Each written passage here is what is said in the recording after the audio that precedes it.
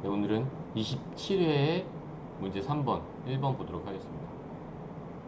이제 뭐 이런 형태로 이렇게 숫자, 가로 안에 큰 문제 안에 작은 문제들 이렇게 작은 단위로 물어보는 이런 형태가 많이 출제될 것 같고, 그리고 지금 포인트가 이렇게 단기순이익은 얼마일 거냐, 기타 포괄손익에 미치는 영향이 얼마일 거냐, 그게 BS에 영향을 미칠 거냐, 아니면은 포괄손익계산서 안에 포괄손익계산서에서 기타 포괄손익에 영향을 미칠 거냐, 뭐 그런 차이에 따라서 그런 효과를 이렇게 바로바로 찾아내는 게 그런 형태의 문제가 많이 나올 것 같은데, 이게 딱 그런 형태네요. 12월 말. 네, 일단 문제 한번 읽어볼게요. 기말 평가 및 이자 수익 인시가능 회계처리가 X 2년도 포괄 이익에 미치는 영향을 아래와 같이 단기 손익과 기타 손익으로 구분하는 경우, 그렇죠? 기말 평가 및 이자 수익 회계처리가 총 포괄 이익에 미치는 영향이네요. 구분하는 경우 각 구분에 들어갈 금액을 구하시오 라고 하고 있는데, 결국 총 포괄 이익이잖아요. 기타 포괄 손익이라는 것도 기타 포괄 손익 누계액으로 BS에 남아있는 금액이 있는 반면에, 기타 포괄 손익이라는 그 형태로 포괄 손익 계산서에 들어가야 되는 금액들이 있거든요. 그러니까 포괄 손익 계산 전기 대비 얼마나 기타 포괄 손익 누계액이 변동했냐가, 그 변동한 차액이 그 포괄 손익 계산서에 들어갈 테고, 그 변동한 결과 그 시점 말에 누적된 기타 포괄손익 누계액은 얼마일 거냐, 이거랑은 다른 문제죠. 여기서 보면 이제 단기순이익이 미치는 영향이잖아요.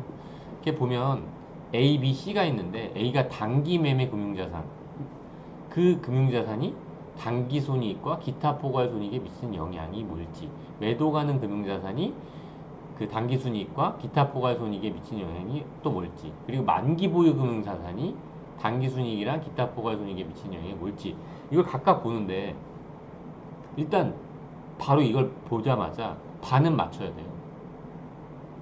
단기 매매 금융자산이 어떻게 돼야죠? 일단 물론 이제 이 문제는 다시 한번 보도록 하고, 이걸 각각 어떻게 푸는지 볼게요. 단기 매매 금융자산이라는 거는 이 취득원가가 계속 변하는 거거든요. 취득원가 자체가 변한다고 생각하면 될 것 같아요. 평가 시점별로 달라진다. 언제 팔지 모르는 자산이에요, 이거. 그러니까 기말 시점에 평가된 걸로 그게 바로 단기순이익에 영향을 미친다는 거예요.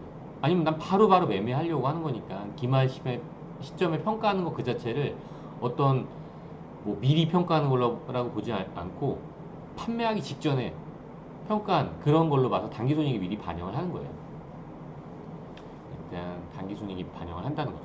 그리고 매도가 일단 어떻게 하면 변하는지 한번 볼까요? 그림을 그려놨는데, 이 취득원가가 이거예요. 단기 매매 금융자산은 취득원가 2만원 취득했죠? 기초 시점 잔고가요. 기초 시점, 일단 언제 취득했는지 모르겠지만 기초 시점에는 이렇게 평가증을 해놨던 거예요. 단기 매매 증권이 사실 이렇게 오래 갖고 있진 않죠. 근데 어떤 단기 매매 증권 그룹을 가지고 있을 때는 여러 단기 매매 증권이 있을 거잖아요, 증권사들이. 근데 그 중에 우연히 팔지 못한 게 있을 수도 있거든요.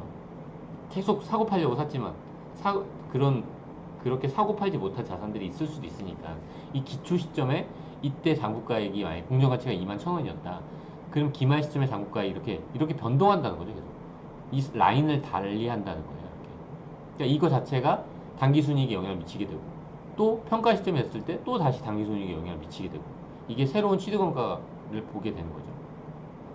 근데 이게 기타 포괄손익 누계에는 영향을 미치지 않죠.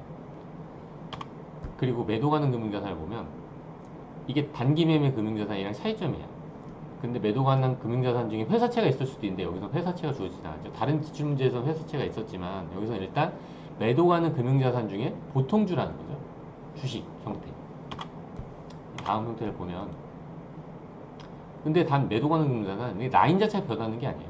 최초 취득원가 라인 자체가 그냥 일정하게 유지가 되고, 이 자산이 어떤 결산 시점마다 이렇게도 평가됐다가 다시 요점으로 평가됐다가 27,000원으로 평가되고 29,000원으로 평가됐다는 얘기예요. 앞에 있는 이게 기출 시점에 27,000원, 기말 시점에 29,000원이 이렇게 기존 라인을 유지한다는 거죠.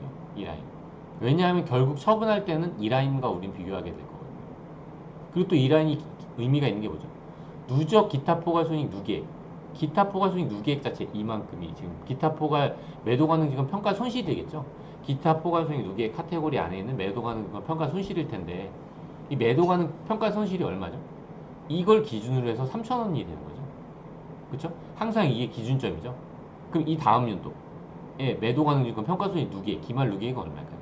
이걸 3만원 라인, 이 3만원 라인을 기준으로 내려온 1,000원이겠죠. 매도 가능 증권 평가 손실 누계액이. 그럼 이 변동한 차액은 얼마일까요? 변동. 이 시점에는 3,000원, 이 시점에는 1,000원이지만 이 변동한 차액이 포괄손익 계산서에 들어가 있죠. 그럼 이건 2,000원이네요. 2,000원이 오히려 증가한 거네요. 그죠? 포괄손익에는. 물론 누계액 기준으로는 마이너스 3,000원, 마이너스 1,000원이지만 변동폭은 플러스 2,000원이라는 거죠. 그리고 이게 이제 만기 보유증권을 보여주려고 이렇게 했는데요. 만기 보유증권이 이걸 보면 92, 취득원가가 9227이래요. 기초 시점의 장부가액은 이거고 기말 시점에 공정가치가 주어졌네요. 기초 시점은 장부가액이 주어지고 기말 시점은 공정가치. 이것도 주의해야 되겠죠. 기말 시점에는 공정가치. 이거 하나만 있을 때 사실 주의해야 돼요. 이렇게 주어졌다. 요 하나. 요거 같이 주어지니까 위에 거에 별로 신경 쓰지 않아도 당연히 그런가 보다 하게 되는데 요 만약에 만기 보유 금융자 하나만 주어졌다면 요거 분명히 주의해줘야 되겠죠. 그 다음에 기초 시점은 장부가액이고 기말 시점은 공정가치라는 거. 근데 이거를 표현한 건데, 그러니까 이게 왜 이렇게 저희가 9277에서 한 거냐면 이게 어떤 사채냐면 문제를 한번 다시 보면 액면가액이 5%인 액면금액 만원에 액면가액 5% 만기 3년인 회사채를 취득했네요. 내가. 그렇죠? 회사채를 취득했잖아. 이 취득 시점에 시장이자율은 8%래요. 사실 이런 형태의 문제가 기출문제에 지금 많이 나오고 있는데 요건 아주 FM으로 주어지고 있죠. FM. 네. 이게 지금 시장 상황이 어떤 상황이냐면 나는 10,000원을 지금 맡기면 800원씩 받을 수 있는 시장 상황인 거예요. 시장 이자율 8%라는 것.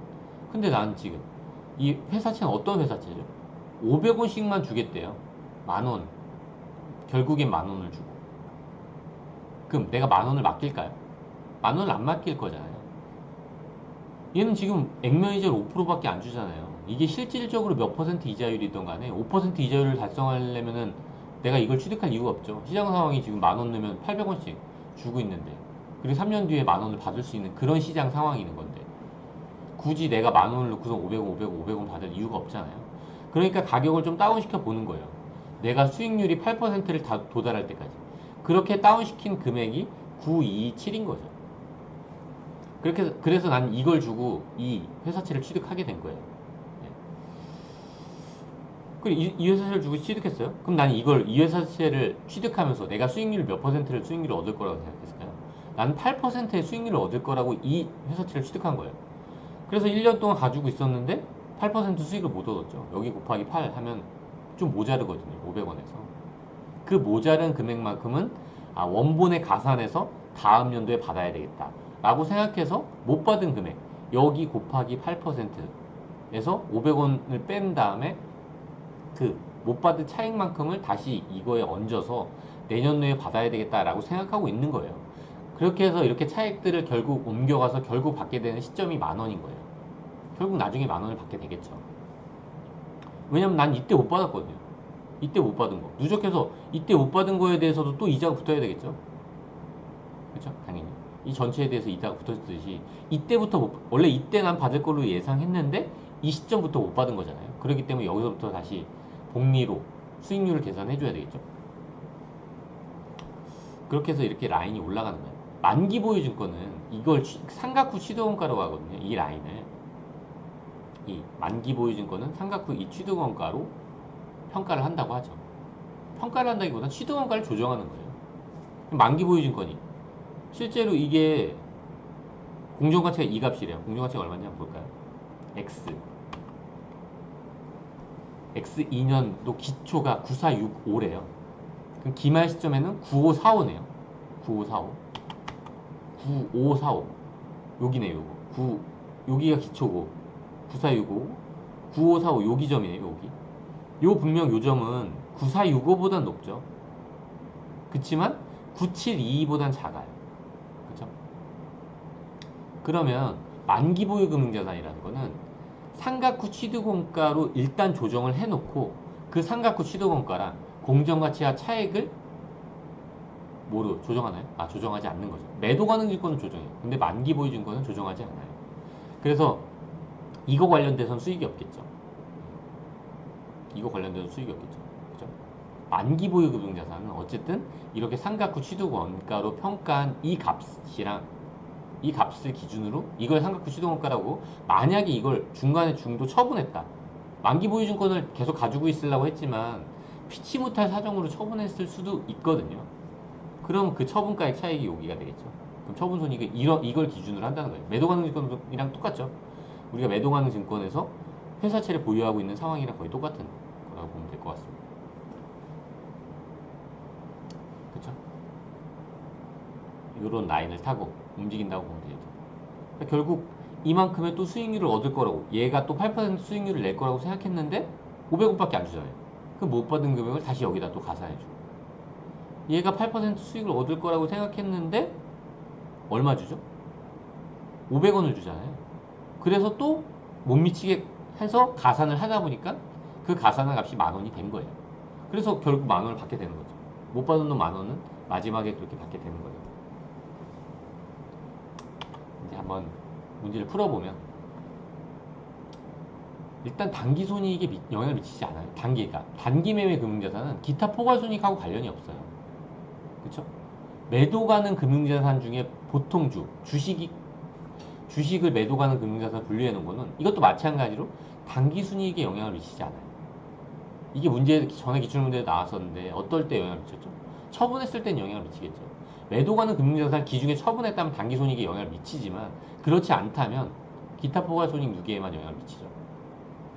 그리고 회사채도 마찬가지예요. 회사채는 기타 포괄 손익에 영향을 미치나요? 평가하지 않아요. 회사채는 평가하지 않기 때문에 기타 포괄 손익 누계에게 영향을 미치지 않는 거예요. 그리고 그 회사채는 단기 순이익에는 영향을 미치고, 단기 순이익에 영향을 미치죠. 회사채는. 왜냐하면 왜 영향을 미치죠? 이게 무슨 자산이에요? 금융자산이에요. 내가 얼마 뒤에 얼마만큼 금액을 얻을 수 있는 금융자산들이거든요. 그러니까 이 금융자산이라는 게 수익률이 달성이 된다는 거예요. 이 회사채를 난 딱 취득하는 순간 공정가치로 취득했다는 거는 시장이자율 8%를 달성한다는 거예요. 927 이 돈을 주고 샀는데 주고 산 금융자산은 앞으로 나한테 8% 수익을 갖다 주는 자산이라는 거죠. 그럼 1년이 지나면 어떤 수익이 생기죠? 금융수익이 생기잖아요. 그게 이자 수익이죠. 그게 927 곱하기 8%한 757이 되는 거예요. 그래서 그리고 뭐 A사 보통주는 이 기출 시점에 새로운 이 취득원가에서 이만큼 평가감이 되는 거죠. 그래서 3,000원만큼 감소한 게 단기 순이익에 직접 영향을 미치고 기타 포괄 순이익에 영향을 미치지 않고, 그리고 이거는 증감이잖아요. 증감. 기초와 기말의 증감. 베이스는 당연히 3만원이에요. 베이스가 3만원이지만 누적 기준으로 27,000원을 어쨌든 표현한 거고, 아까 이렇게 됐죠. 베이스는 3만원이지만 이때 시점을 평가하면 27,000원이에요. 이때 기말 시점을 평가하면 29,000원이라는 거죠. 근데 어떻게 되죠? 이 변동한 차액만큼 매도 가능권 평가손익이 증가하는 거죠. 증가했잖아요. 지금 마이너스 3,000원, 마이너스 1,000원이긴 하지만 결국 1년 동안 증가를 했거든요. 그래서 포괄손익에는 손익계산서 총 포괄 이익을 구할 때는 2,000원 증가로 표시되겠죠. 그리고 그렇게 되겠죠. 근데 지금 보면 기초 시점의 장부가액이 여기 공정가치가 아니잖아요. 근데 기초 시점의 장부가액이라는 거는 얘는 항상 매도 가능 금융자산은 공정가치로 평가하거든요. 그래서 공정가치로 평가를 해 놓은 거예요. 그렇기 때문에 기초 시점의 장부금액이라는 거랑 기초 시점의 공정가치랑 동일하다는 의미죠. 매도 가능 금융자산에 있어서. 그죠? 27회 문제 3번에 1번은 여기까지 하도록 하겠습니다.